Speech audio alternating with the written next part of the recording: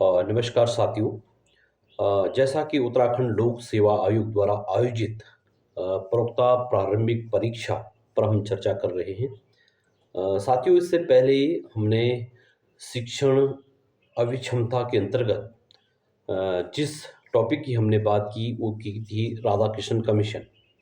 Radhakrishnan commission जो आपके पाठ्यक्रम में दिया गया है उस पे हम बात कर रहे थे। साथियों, उच्च शिक्षा को लेकर राधाकृष्णन कमीशन का गठन किया गया और इसका गठन मैंने आपको बताया था कि कब किया गया। ठीक है, आपको याद होगा कि इसका गठन कब किया गया और इसने अपनी जो रिकमेंडेशन थी वो सरकार को कब दी। साथियों, मैंने इसके कुछ रिकमेंडेशनों पे बात भी की थी, क्या क्या इसकी कौन कौन इस जो आपका आयोग है इसके कितने सदस्य थे, कौन इसके अध्यक्ष थे और क्या क्या इसने सुझाव उच्च शिक्षा के संबंध में भारत सरकार को दिए। साथियों, आज मैं इससे आगे की बात कर रहा हूं और आगे की जो बात कर रहा हूं वो बात करने से पहले मैं आप लोगों से अनुरोध करना चाहता हूं कि इस राधाकृष्ण आयोग पर या विश्वविद्यालय आयोग जो है स्वतंत्र भारत का पहला शिक्षा आयोग, इस पर बात करने इसके अगले टॉपिक पर बात करने से पहले मैं आप लोगों से अनुरोध करना चाहता हूं, आप लोगों ने अगर इसके पार्ट 1 और पार्ट 2 नहीं देखे तो पहले आप लोग उससे देखिएगा, फिर उसके बाद आपको क्या होगा कि तीसरा पार्ट आपको समझ में आएगा। साथियों, एक चीज़ और है कि आज मैंने इससे पहले विस्तृत व्याख्या पार्ट 1 में की, फिर विस्तृत व्याख्या मैंने पार्ट 2 में की। पार्ट 3 में आज मैं और व्याख्या करूँगा और उसके साथ ही आज जो है ये राधाकृष्णन जो आयोग है उसको समाप्त कर देंगे। फिर साथियों क्या होगा कि मैं इससे संबंधित जो परीक्षा में संभावित प्रश्न हैं उनको लेकर आपके बीच में आऊँगा।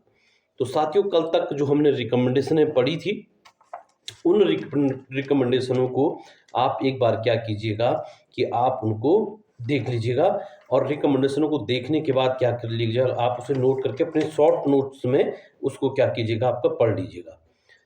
तब आपको बार बार क्या होगा, रिवीजन होगा। तो साथियों, मैं अब सीधे आगे बात करता हूं, इसने अगली रिकमेंडेशन क्या क्या दी थी उन पे बात करते हैं।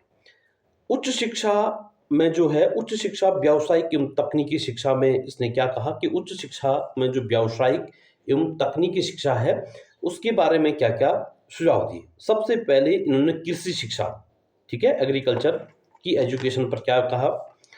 स्नातक स्तर पर कृषि शिक्षा का पाठ्यक्रम सामान्यतः 3 वर्ष का हो, परंतु पशुपालन के साथ 4 वर्ष का हो।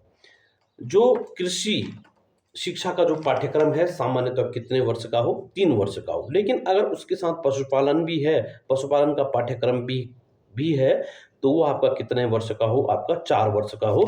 ये रिकमेंडेशन इन्होंने पहले दी। दूसरा क्या किया कि ग्रामीण क्षेत्रों में नए कृषि विश्वविद्यालय खोले जाएं। ये उन ग्रामीण जो क्षेत्र हैं वहां पर नए कृषि विश्वविद्यालय खोले जाएं, ये रिकमेंडेशन दी। इन्हें यथासंभव ग्रामीण विश्वविद्यालयों से संबंध किया जाए। जैसे मैंने कहा कि इसने एक बहुत अच्छी रिकमेंडेशन दी थी कि रूरल यूनिवर्सिटी, ग्रामीण विश्वविद्यालय, तो वो भी यही कह रहे हैं कि ग्रामीण क्षेत्रों में क्या हो जाए, कृषि महाविद्यालय खोले जाए और उन कृषि महाविद्यालयों की जो संबद्धता है या उनकी जो संबद्धता है जहां से उन्हें अनुदान मिलेगा उसकी जो है ग्रामीण रूरल यूनिवर्सिटी से क्या किया जाए, उनको जोड़ा जाए। अगली रिकमेंडेशन इन्होंने ये दी। अगला तीसरा क्या किया, भारतीय कृषि अनुसंधान परिषद समस्त कृषि अनुसंधान केंद्रों के कार्यों में समन्वय स्थापित करे। भारतीय जो कृषि अनुसंधान है वो समस्त कृषि अनुसंधान, जैसे भारतीय कृषि अनुसंधान परिषद है, जो भारतीय कृषि अनुसंधान परिषद है वो क्या करेगी कि जो कृषि अनुसंधान केंद्र, जैसे आपका कृषि अनुसंधान अलग अलग केंद्रों में क्या होता है, कृषि से संबंधित क्या होती है, आपका रिसर्च चलती है। तो उनमें जो भारतीय कृषि अनुसंधान परिषद है और जो रिसर्च सेंटर है उनके बीच में क्या करेगी, आपका समन्वय मतलब तारतम्यता बैठाने का क्या करेगी, आपका काम करेगी। तो ये 3 रिकमेंडेशन जो महत्वपूर्ण उन्होंने दी थी वो आपका राधाकृष्णन ने किससे संबंधित दी थी, आपका कृषि शिक्षा से संबंधित दी थी। अगला देखते हैं वाणिज्य से संबंधित क्या कहा। वाणिज्य से संबंधित रिकमेंडेशन देखते हैं। ये कहते हैं वाणिज्य में स्नातक स्तर की शिक्षा का प्रबंध महाविद्यालयों में किया जाए, इसके लिए अलग से वाणिज्य महाविद्यालय की स्थापना की जाए। देखो, वाणिज्य के लिए क्या कह रहे हैं कि वाणिज्य कि मैं स्नातक की शिक्षा का, वाणिज्य जो है स्नातक मतलब स्नातक स्तर पर वाणिज्य की व्यवस्था की जाए और उसके लिए क्या किया जाए, अलग महाविद्यालय स्थापित किए जाए। ये रिकमेंडेशन इन्होंने वाणिज्य के बारे में दी। अगला क्या कह रहा है, स्नातक स्तर पर छात्र को प्रथम 2 वर्ष में बैंकिंग, स्नातक स्तर पर बैंकिंग, अकाउंटेंसी, बीमा का सामान्य ज्ञान कराया जाए। 3 वर्ष में उन्हें वाणिज्य व्यावहारिक शिक्षा प्राप्त करने के लिए किसी भी फर्म अथवा कंपनी में प्रशिक्षण के रूप में कार्य कराना अनिवार्य है। क्या कह रहे हैं कि जो वाणिज्य स्नातक, जो वाणिज्य में आपका बीकॉम कर रहे हैं या इस प्रकार के जो छात्र हैं, उनके लिए प्रथम 2 वर्ष में क्या किया जाए, बैंकिंग के बारे में जानकारी दी जाए। तीसरा अकाउंट मतलब जो फाइनेंस से संबंधित अकाउंट होता है उसके बारे में उनको जानकारी दी जाए। तीसरा जो कह रहे हैं बीमा के बारे में, बीमा कंपनियां होती है, आपने देखा भारतीय जीवन बीमा निगम है, इन बीमा कंपनियों के बारे में इन्होंने सामान्य परिचय कराया जाए। और अंतिम जो 3 साल का बीकॉम होगा उसके अंतिम वर्ष में क्या होगा कि उनको किसी कंपनी में कार्य करने, मतलब उनको कार्य मतलब आपका क्या है कि उनको व्यावहारिक नॉलेज के लिए क्या किया जाए, भेजा जाए। तो इस प्रकार से इन्होंने वाणिज्य के लिए दूसरी रिकमेंडेशन ये दी थी। ठीक है, तो पहली रिकमेंडेशन क्या दी थी कि स्नातक स्तर पर क्या किया जाए, वाणिज्य शिक्षा का प्रबंध किया जाए और क्या किया जाए, महाविद्यालयों में किया जाए। ठीक है, और वाणिज्य महाविद्यालय स्थापित किए जाए। दूसरा क्या कर रहे हैं कि दूसरी रिकमेंडेशन वाणिज्य के लिए क्या, स्नातक स्तर पर 2 वर्ष के वाणिज्य जो छात्र हैं उनके लिए बैंकिंग हो गया, अकाउंट हो गया और बीमा, इनकी सामान्य जानकारी दी जाए। और अंतिम साल में क्या किया जाए, इनको किसी प्राइवेट कंपनी में क्या किया जाए, आपका अनुभव लेने के लिए, व्यावहारिक ज्ञान लेने के लिए भेजा जाए। तो ये आपका दूसरी रिकमेंडेशन इन्होंने दी थी। तीसरा क्या कर रहे हैं, वाणिज्य में स्नातकोत्तर स्तर की शिक्षा का प्रबंध केवल विश्वविद्यालयों और वाणिज्य विद्यालयों में की जाए। देखो, वाणिज्य में जो आपका एमकॉम है, आपका जो पोस्ट ग्रेजुएशन है वाणिज्य में, इसकी जो शिक्षा दी जाए ये केवल कहाँ पे दी जाए, विश्वविद्यालयों में दी जाए। उससे संबद्ध महाविद्यालयों में न दी जाए बल्कि केवल विश्वविद्यालयों में दी जाए। और दूसरी बात क्या कह रहे हैं कि यह तो वाणिज्य विद्यालय हैं, केवल जहां पर वाणिज्य महाविद्यालयों में क्या किया जाए, जहां पे वाणिज्य महाविद्यालय हैं उनमें इसकी प्रबंध की व्यवस्था की जाए। अगला रिकमेंडेशन है, वाणिज्य में स्नातकोत्तर कक्षाओं में वाणिज्य में स्नातक उत्तीर्ण विशेष योग्यता प्राप्त छात्रों। देखो, वाणिज्य मतलब अर्थात ये क्या कह रहे हैं कि वाणिज्य में जिन छात्रों ने स्नातक किया है उन्हें ही क्या किया जाए कि स्नातकोत्तर मतलब आपका क्या है, पोस्ट ग्रेजुएशन में प्रवेश दिया जाए। जिन छात्रों ने आपका स्नातक की परीक्षा वाणिज्य से उत्तीर्ण की है और जो विशेष योग्यता रखते हो उनके लिए इस प्रकार का प्रावधान किया जाए।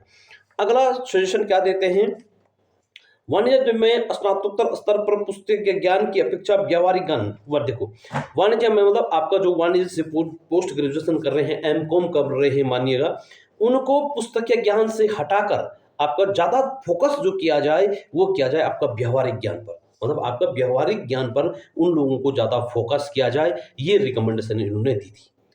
ठीक है, तो साथियों अगला जो है, इन्होंने इंजीनियर एवं तकनीकी की शिक्षा के संबंध में क्या रिकमेंडेशन दी उनको हम पढ़ेंगे।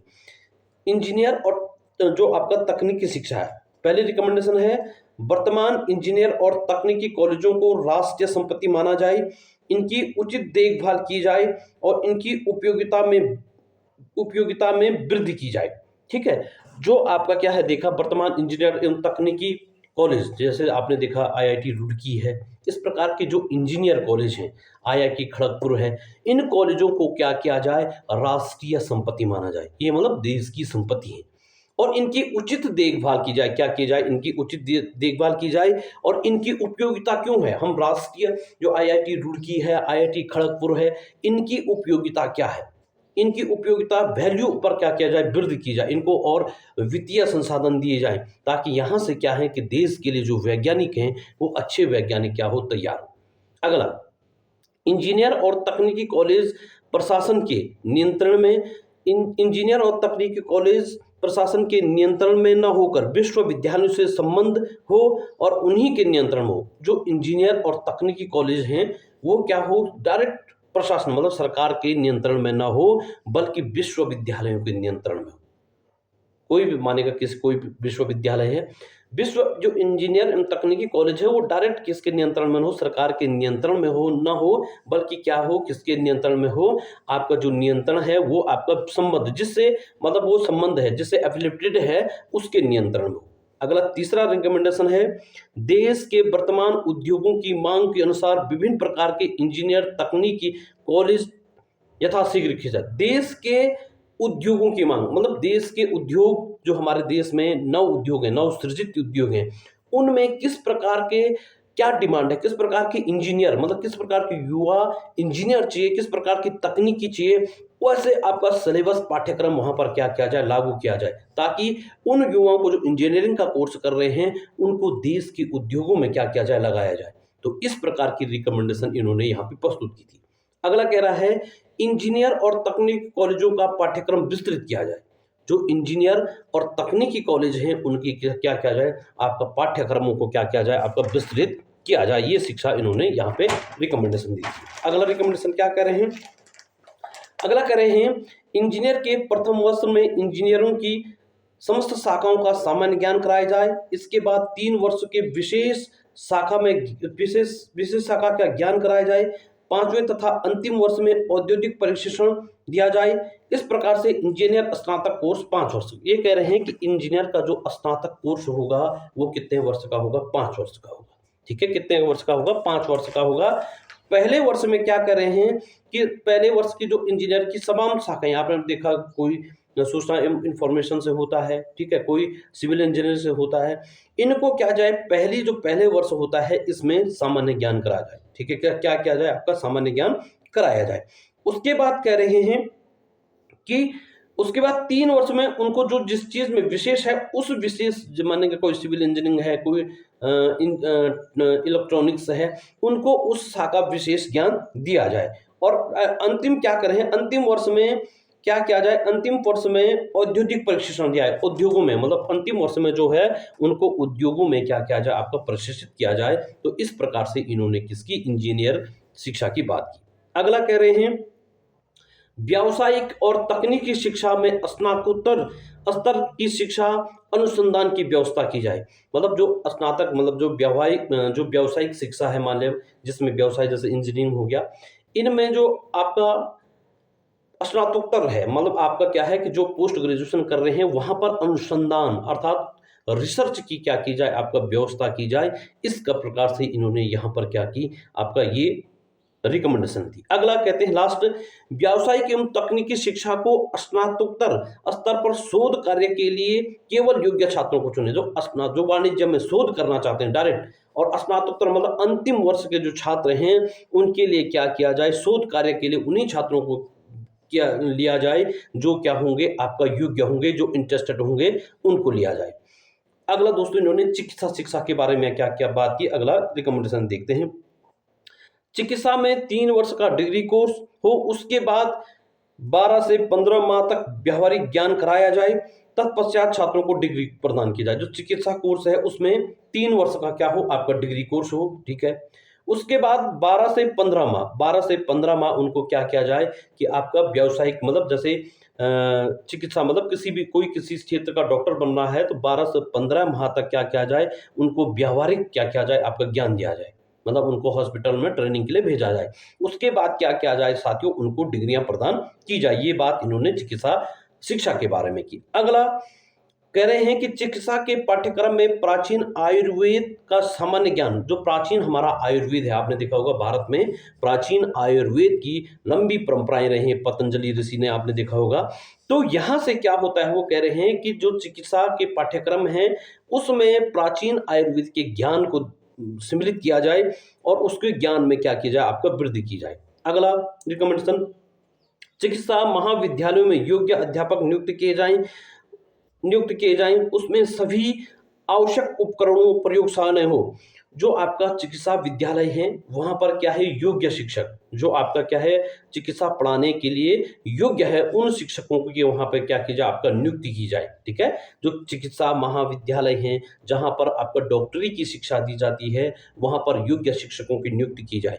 और जब योग्य शिक्षकों की नियुक्ति की जाए तो जो वहां पे लैबें हैं उन लैबों में क्या है कि पर्याप्त उपकरण होने चाहिए। पर्याप्त उपकरण हो और प्रयोगशालाएं हो जहां पर बच्चे क्या कर सके, आपका प्रयोगशालाएं कर सके।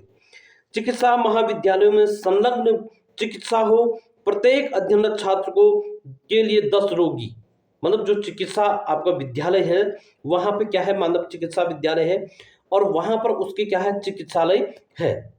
मतलब जब वो ट्रेनिंग कर रहा है, पढ़ लिया है, तो वो कम से कम क्या है कि 10 रोगी, मतलब उसको 10 रोगियों को देखना है। मतलब जैसे आपको किसी को बुखार है और उसको डॉक्टरी की दी जा रही है, तो उसको ट्रेनिंग में 10 रोगियों को परीक्षण, मतलब उनको सामान्य क्या-क्या बीमारियां हैं, क्यों हो रहा है, इस कारणों को 10 रोगी उनको प्रैक्टिस के लिए, अध्ययनरत छात्रों के लिए 10 रोगी हो। मतलब जो अध्ययनरत छात्र हैं, उनको 10 रोगियों को देखना होगा। ये आपका चिकित्सा शिक्षा के बारे में इन्होंने रिकमेंडेशन दी। अगला, चिकित्सा महाविद्यालयों में योग्य छात्र चुने जाएं। प्रतिवर्ष एक कॉलेज से अधिकतम जो चिकित्सा महाविद्यालय हैं वहां पर योग्य छात्रों एंट्रेंस कराया जाए, जो आपका क्राइटेरिया है उसको फॉलो किया जाए, लेकिन 100 बच्चों से ज्यादा चिकित्सा महाविद्यालय में छात्रों को प्रवेश ना दिया जाए। ये रिकमेंडेशन इन्होंने दी। ठीक है, अगला कहते हैं चिकित्सा में स्नातकोत्तर अध्ययन की व्यवस्था केवल उच्च स्तरीय चिकित्सा कॉलेजों, जो स्नातक मतलब जो आपका पोस्ट ग्रेजुएशन चिकित्सा के क्षेत्र में कर रहे हैं, ठीक है, तो उनके लिए क्या किया जाए, केवल जो आपका क्या है कि जो जिन विद्यालयों की योग्यता है, जो करा सकते हैं इस कोर्स को, उन्हीं को क्या है कि वहां पर प्रास्नातक चिकित्सा में कराने की क्या की जाए, आपका अनुमति दी जाए। ऐसा नहीं कि सारे कॉलेजों को आपने दे दी जहां वो फैसिलिटी प्रोवाइड नहीं कराते हैं। तो ये इस प्रकार की इनकी थी। अगला कह रहे हैं विधि शिक्षा। विधि मतलब आपका लॉ। देश में विधि महाविद्यालयों का पुनर्गठन किया जाए। विधि का पाठ्यक्रम में प्रवेश के लिए न्यूनतम योग्यता स्नातक उत्तीर्ण है। विधि देखो, विधि अर्थात वकालत, देश में क्या किया जाए कि वकालत के कॉलेजों को स्टैब्लिश किया जाए, मतलब लॉ कॉलेजों को स्टैब्लिश किया जाए। लॉ कॉलेजों में उन्हीं छात्रों को प्रवेश दिया जाए जिन छात्रों ने स्नातक किया है, मतलब बीए किया है, उन छात्रों को क्या किया जाए, आपका वहां पे प्रवेश दिया जाए। शिक्षक प्रशिक्षण अथवा महाविद्यालयों में ऐसे शिक्षकों को नियुक्त किया जाए जिन्होंने माध्यमिक कक्षाओं में पढ़ाने का अनुभव हो। शिक्षण प्रशिक्षण महाविद्यालयों में जो आपका क्या है कि शिक्षण प्रशिक्षण महाविद्यालय, जहां पर आपने देखा होगा कि जहां पर शिक्षण और प्रशिक्षण, एक पाठ्यक्रम पढ़ाना अलग, अकेडमिक पढ़ाना अलग होता है, एक यहाँ पर जहां पर विशेष शिक्षा होती है शिक्षण प्रशिक्षण, वहां पर ऐसे ही अध्यापकों को नियुक्त किया जाए जो क्या है माध्यमिक कक्षाओं में पढ़ाने का अनुभव हो, जो पहले अकेडमिक में पढ़ाने का क्या रखते हो, आपका अनुभव रखते हो, ऐसे ही शिक्षकों को क्या किया जाए, आपका नियुक्त किया जाए। अगला कह रहे हैं शिक्षक प्रशिक्षण महाविद्यालयों में प्रवेश हेतु अप्रशिक्षित अनुभव प्राप्त शिक्षकों को वरीयता दी जाए। मतलब आपका क्या है कि शिक्षण प्रशिक्षण जो महाविद्यालय में है वहां पर क्या है कि जो अनुभव प्राप्त शिक्षक, जिनको अनुभव प्राप्त है, उनको क्या किया जाए, वहां पर आपका क्या किया जाए कि उन लोगों को वहां पर क्या किया जाए, वरीयता दी जाए। अगला, शिक्षण प्रशिक्षण में सैद्धांतिक ज्ञान और प्रायोगिक कार्य दोनों का समान बल दिया जाए। प्रत्येक शिक्षार्थी के लिए 12 सप्ताह का शिक्षण अवश्य अनिवार्य हो। मतलब जो शिक्षण प्रशिक्षण जो लॉ में है उसमें क्या किया जाए कि व्यावहारिक ज्ञान की, सैद्धांतिक ज्ञान के अतिरिक्त क्या किया जाए, आपका व्यावहारिक ज्ञान भी दिया जाए। और जो शिक्षार्थी है उसके लिए क्या किया जाए कि 12 सप्ताह, मतलब 12 सप्ताह का प्रशिक्षण कार्य क्या किया, आपका अनिवार्य किया। ठीक है, 12 सप्ताह का प्रशिक्षण कार्य क्या किया, इन लोगों ने अनिवार्य किया। अगला ये इन्होंने विधि शिक्षा के संबंध में ये बात कही थी, ये आप जान लो। अगला रिकमेंडेशन देखते हैं इनकी, ग्रामीण।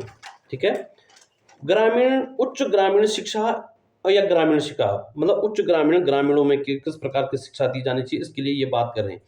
प्रत्येक प्रांत में एक ग्रामीण शिक्षा परिषद की स्थापना की जाए। केंद्र में अखिल भारतीय ग्रामीण शिक्षा परिषद का गठन किया जाए। केंद्रीय परिषद ग्रामीण शिक्षा संबंधित नीति का निर्माण करेगी। प्रांतीय परिषदें उस नीति के अंतर्गत प्रवेश और आवश्यकता अनुसार ग्रामीण शिक्षा की व्यवस्था करेगी। ठीक है, कह रहे हैं कि ग्रामीण शिक्षा के लिए क्या होगा कि ग्रामीण शिक्षा परिषद की स्थापना की, प्रांत में क्या किया जाए, मतलब राज्यों में क्या किया जाएगा कि प्रांतीय ग्रामीण शिक्षा परिषद की स्थापना की जाएगी, मतलब प्रांत मतलब राज्यों में। ठीक है, और यहां पर क्या होगा कि अगला जो है कि राष्ट्रीय केंद्र पर क्या होगा, केंद्रीय परिषद ग्रामीण शिक्षा संबंधित, और अखिल भारतीय, मतलब वहां पे अखिल भारतीय ग्रामीण शिक्षा परिषद का गठन किया है। केंद्र लेवल पर क्या होगा, अखिल भारतीय ग्रामीण शिक्षा परिषद का गठन किया जाए। ठीक है। और जो केंद्र लेवल पर होगा अखिल भारतीय ग्रामीण शिक्षा परिषद, वो क्या करेगी, नीति का निर्धारण करेगी। और जब नीति का निर्धारण करेगी तो उस नीति के निर्धारण के तहत वो नीतियां बनाएगी, लेकिन उसको फॉलो करने का जो काम होगा, उसको लागू करने का काम वास्तविक धरातल पर जो होगा वो होगा किसका, प्रांतीय, जो प्रांत में है प्रांतीय ग्रामीण शिक्षा परिषद उसको क्या करेगी, लागू करेगी। अगला, ग्रामीण शिक्षा पर होने वाले व्यय को केंद्र और प्रांतीय, देखो ग्रामीण शिक्षा पर जो व्यय होगा, जो पैसा होगा, जो फाइनेंस वित्त की व्यवस्था होगी, वो केंद्र और किसका होगा, राज्य दोनों की क्या होगी, आपका व्यवस्था होगी। ठीक है, इस प्रकार से ये। अगला, ग्रामीण क्षेत्रों में ग्रामीण विश्वविद्यालय की स्थापना की जाए, वो हमने पहले कहा कि रूरल विश्वविद्यालय की स्थापना की बात ये कर रहा है। अगला, इन ग्रामीण विश्वविद्यालयों का क्षेत्र निश्चित हो, प्रत्येक ग्रामीण विश्वविद्यालय के क्षेत्र में छोटे छोटे आवासीय संबंध ग्रामीण महाविद्यालय स्थापित है। ग्रामीण जो विश्वविद्यालय हैं उससे संबंध क्या हो कि आपका छोटे छोटे महाविद्यालय हो, और उन महाविद्यालयों में क्या आवास है, मतलब जो छात्र पढ़ने वाले हैं उनके लिए वहां पर किसकी व्यवस्था हो, रहने की भी व्यवस्था हो। इस प्रकार से इन्होंने क्या क्या रिकमेंडेशन दी। अगला, एक ग्रामीण महाविद्यालय में 300 से अधिक छात्र ना हो। एक ग्रामीण विश्वविद्यालय से संबंध सभी ग्रामीण महाविद्यालयों में कुल मिलाकर छात्रों की संख्या आपका क्या है कि कुल मिलाकर ग्रामीण महाविद्यालयों को मिलाकर छात्रों की संख्या 2500 से अधिक ना हो। ठीक है, जो कह रहा है कि एक ग्रामीण जो महाविद्यालय बनेगा उसमें अधिक छात्र ना हो, उसमें अधिक छात्र ना हो। एक ग्रामीण जो महाविद्यालय होगा उसमें अधिकतम छात्र कितने हो, 300। और जो ग्रामीण विश्वविद्यालय है उसमें अधिकतम छात्रों की जो संख्या कह रहा है वो कह रहा है आपका 2500 से अधिक ना हो। ठीक है, ग्रामीण विश्वविद्यालयों का उद्देश्य ग्रामीण क्षेत्रों में सामान्य शिक्षा देने के साथ साथ ग्रामीण क्षेत्रों की समस्याओं को अवगत कराना और उसका ग्रामीण जो विश्वविद्यालय स्थापित किए जाएंगे उनका मुख्य उद्देश्य होगा कि जो वहाँ के गांव में रहने वाले छात्र हैं उनको सामान्य शिक्षा देना, और दूसरा जो गांव की समस्या है उन समस्याओं को पहचानना और उनका हल ढूंढना, ये क्या होगा कि ग्रामीण शिक्षा की क्या होगी, आपका प्रमुख होगी। अगला पॉइंट, इन ग्रामीण विश्वविद्यालयों उससे संबंध महाविद्यालयों में सैद्धांतिक प्रयोगिक कार्य 50%। वही कह रहा है कि ग्रामीण विश्वविद्यालय जो हैं वहां पर क्या है, संबंध महाविद्यालय जो सैद्धांतिक एवं प्रयोगिक कार्य, सैद्धांतिक मतलब आपका जहां पर थ्योरिकल होता है और प्रैक्टिकल 50-50% का महत्व दिया जाए। व्यावहारिक कार्य के लिए 50% और सैद्धांतिक कार्य के लिए भी क्या किया जाए, आपका 50% का महत्व दिया जाए। अब इन्होंने क्या किया दोस्तों, एक महत्वपूर्ण रिकमेंडेशन है जो इन्होंने दी, वो दी आपका विश्वविद्यालय परीक्षाएं किस प्रकार की हो। देखो, विश्वविद्यालय परीक्षाओं में इन्होंने सबसे पहले कहा कि निबंधात्मक परीक्षाओं में सुधार किया जाए और साथ ही वस्तुनिष्ठ परीक्षाएं शुरू की जाए। देखो, निबंधात्मक आपने देखा होगा, पहले निबंधात्मक परीक्षाएं होती थी, हम जब इंटरमीडिएट में पढ़ते थे तो वहां क्या होता था कि हमें आपने देखा होगा कि हमें 10 प्रश्न दिए जाते थे और 10 प्रश्नों से हमें 5 प्रश्न हल करने होते थे, निबंधात्मक लिखना है। ठीक है, जैसे ज्वालामुखी के प्रकार, इसके बारे में लिखना है। लेकिन वर्तमान में क्या हो, परीक्षा के पैटर्नों में चेंज हो। आपने देखा कुछ आपको बहुविकल्प प्रश्न मिलते हैं, कुछ आपके 1-1, 2-2 नंबर के वो लिखने वाले मिलते हैं, फिर आपके कुछ और शॉर्ट मिलते हैं, फिर कुछ निबंधात्मक प्रश्न मिलते हैं। तो उन्होंने कहा कि जो निबंधात्मक परीक्षा है उनमें क्या किया जाए, सुधार किया जाए और उनकी जगह पर किन परीक्षाओं को शुरू किया जाए, वस्तुनिष्ठ प्रकार की परीक्षाओं को शुरू किया जाए। बहुत अच्छा सुझाव आपका विश्वविद्यालय आयोग ने दिया था। अगला, प्रत्येक विश्वविद्यालय में एक परीक्षा बोर्ड स्थापित किया जाए।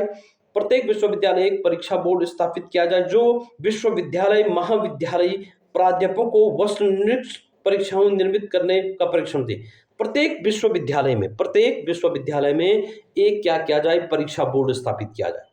जो प्रत्येक विश्वविद्यालय है वहां पर एक परीक्षा बोर्ड स्थापित किया जाए जो क्या करेगा कि विश्वविद्यालय के जो शिक्षक हैं और महाविद्यालय के जो शिक्षक हैं उनको इस बात का प्रशिक्षण देगा कि उन अध्यापकों को कैसे अपने छात्रों की वस्तुनिष्ठ प्रकार की क्या करनी है, परीक्षाएं लेनी है। तो इसके लिए क्या किया इन्होंने, क्या किया कि परीक्षा एक क्या किया जाए कि एक बोर्ड स्थापित किया जाए। अगला, स्नातक प्रास्नातक दोनों स्तरों पर प्रत्येक वर्ष अंत में विश्वविद्यालय परीक्षाएं हो और प्रत्येक वर्ष उत्तीर्ण होना आवश्यक है।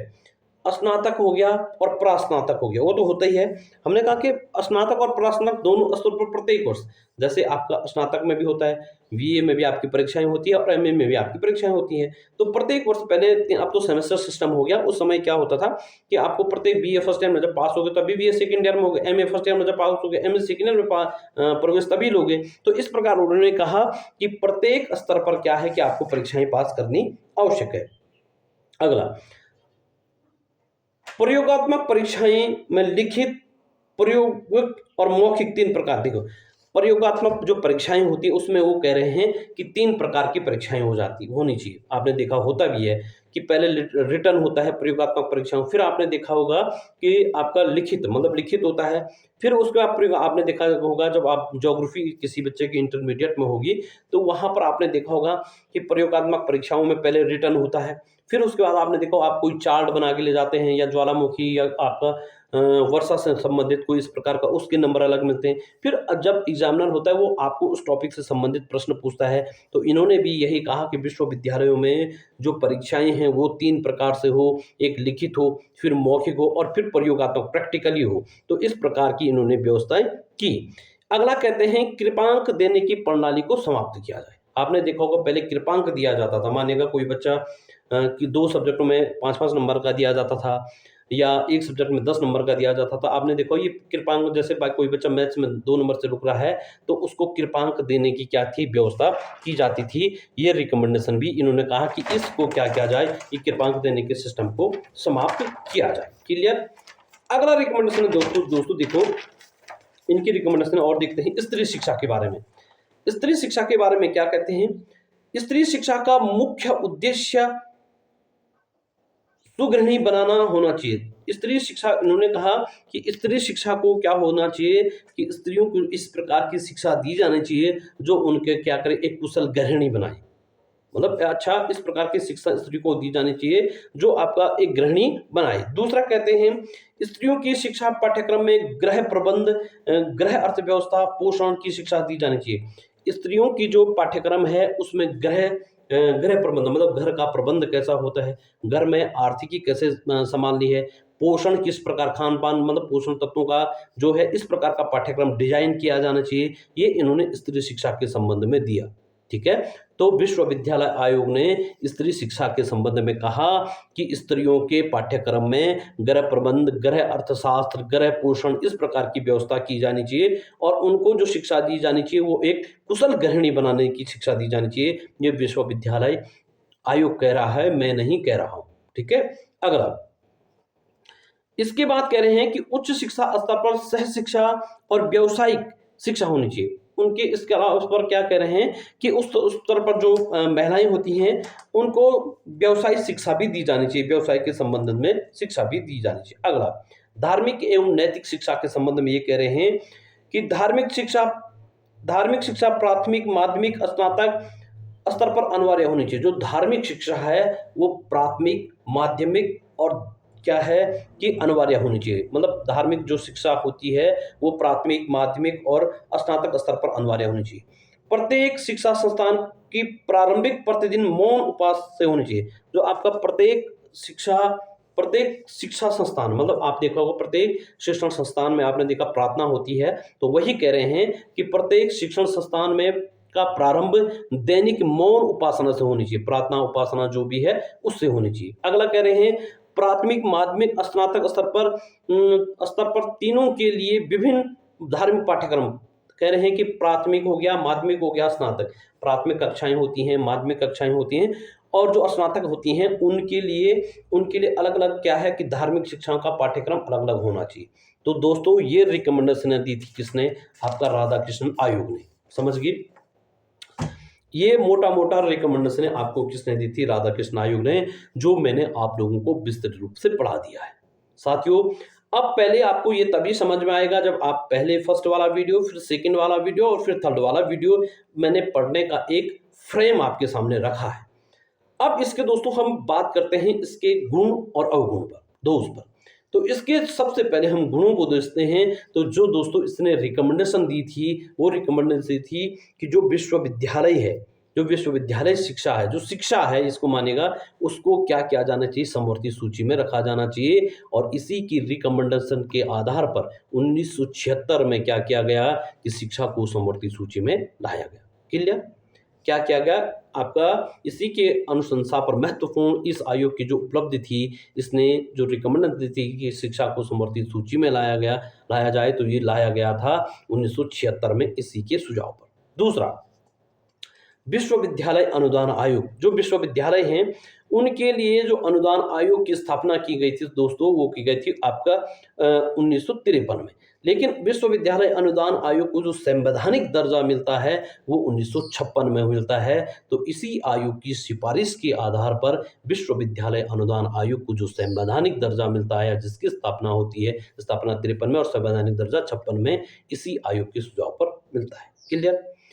तीसरा महत्वपूर्ण जो इसकी उपलब्धि है वो आपका परीक्षाओं का क्या है, वस्तुनिष्ठ जो परीक्षाएं हैं उनमें वस्तुनिष्ठता क्या बनती है। आपने देखा आज वर्तमान में भारत की अधिकांश प्रतियोगिता परीक्षाएं जो आपका पीसीएस, आईएएस या थोड़ा जो लोक सेवा आयोग जो परीक्षाएं करते हैं वो थोड़ा सा आपका क्या होती हैं, लिखित निबंधात्मक तरीके की भी होती हैं।